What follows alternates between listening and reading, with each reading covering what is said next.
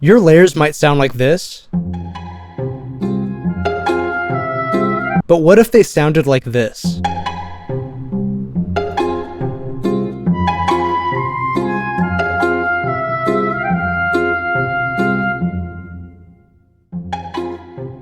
So here's a fun strategy to keep your interactive music feeling a little more natural.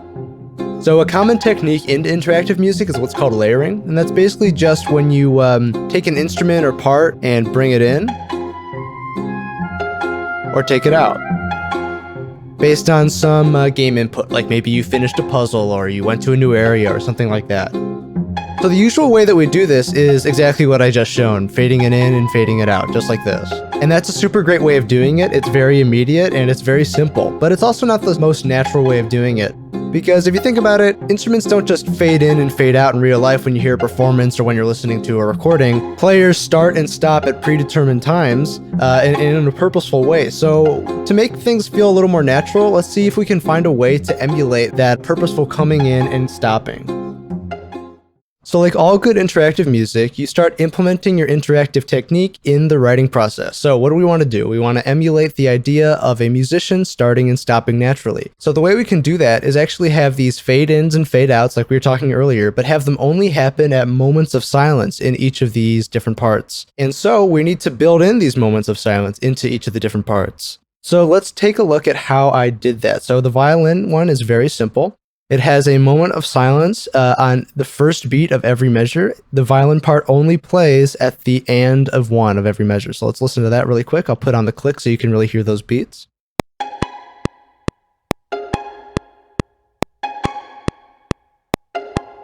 So you can hear there that there's just a quick moment of rest on the first beat of every measure. So that gives us an opportunity to quickly fade in or fade out the violin part. Let's take a quick look at the mandolin part. It's the same thing. So the mandolin only plays on beats 2 and 4 of every measure. That means we have beats 1 and 3 as rest so that we can quickly fade in and out the mandolin part. And I'll just quickly mention the other two parts here. The oboe has 2 4-bar phrases, which means we have a little bit of rest in between these 2 phrases. And the cello always has a moment of rest on the second beat of every measure. So let's pull this over into the audio middleware Wise, and I can show you how I set this up in Wise. Okay, so here we are in the audio middleware Wise. I'll show you how to set up this technique here, but you can use your game engine or different audio middleware. It just might require a little bit of a different technique depending on the different software that you'll be using, but I'll show you how to do it in Wise. Here we do require what's called a switch track. And what a switch track is you take a musical track, let's say the oboe, and you can have different options depending on different game parameters. So here you see that we have on and off. And for the on version of the track, there is this the oboe stem that we took from the project from before, and then off doesn't have any music at all. So that just means the oboe is not playing. So let's set that up for the mandolin. So I'll just right click and then click on switch. So here we go. You can see that there's this little kind of brownish yellow rectangle here. That means it's a switch track. Right now we have the on track here. So let's add a sub track to get the off. So what you'll need to do also is if you go to game syncs over in the corner here, we need to create a mandolin switch group. You see I've already done this and I have the on and off switch. That's all we need. The mandolin's either going to be playing or it won't. So if you go to the general settings of the mandolin track again, we have to associate the switch group, which is the mandolin switch group, and I set the default state to off, but it can be whatever you need it to be for your project. And then so the crux of this whole technique relies on being able to fade in and out the track at specific musical times. So the way we do that is we go to the transitions tab of your mandolin track, and we'll click this any to any transition. And you see they have this exit source at. So this tells Wise when will it switch from on to off or off to on, depending on what you set it to. So I have it here at exit source at next bar. The reason for that is if we remember from earlier, the mandolin only plays on beats 2 and 4, meaning that beats 1 and 3 are open for fading in and out. And to make things simpler, I just did next bar, which means it always has an option to switch on beat 1. I also have these fade outs and fade ins. The reason for those is because the mandolin has a little bit of a reverb tail. So I don't want it to fade out that reverb tail too unnaturally. So I have like a little bit of a delayed fade out here. and I don't want it to catch the reverb tail of the last note while it's fading in the mandolin. So I have a bit of a delayed fade in as well. This is something that you're going to have to set up yourself for taste. It's never going to be perfect when you immediately put it in, unless it's completely dry signal.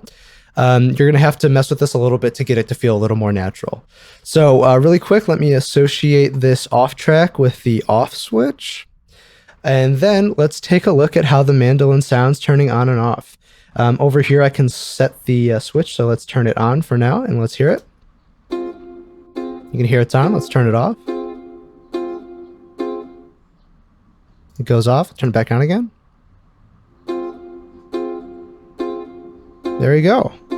So I feel like that sounds pretty natural. It sounds like you have a real musician there who's starting or stopping. Okay, so let's listen to how everything comes together. So I'll turn everything off except for the cello to listen to this, and let's go ahead. Okay, let's bring in the violins. Let's bring in the mandolins. And the oboe.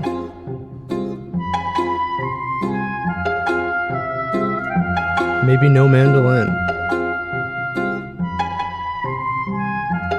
Maybe no violin. Maybe this is going to be an oboe solo.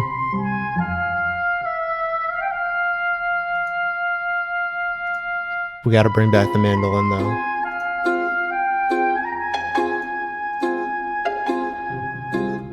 So as you can hear, this sounds pretty natural. It's really a great way to kind of naturally rearrange and recontextualize the music that you wrote.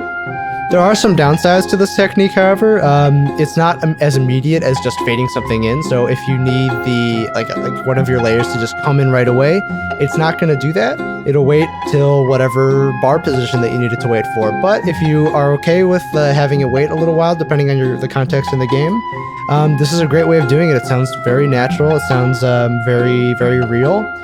And yeah, so thanks so much for watching the video, and go ahead and check out lipkinaudio.com for custom music and sounds.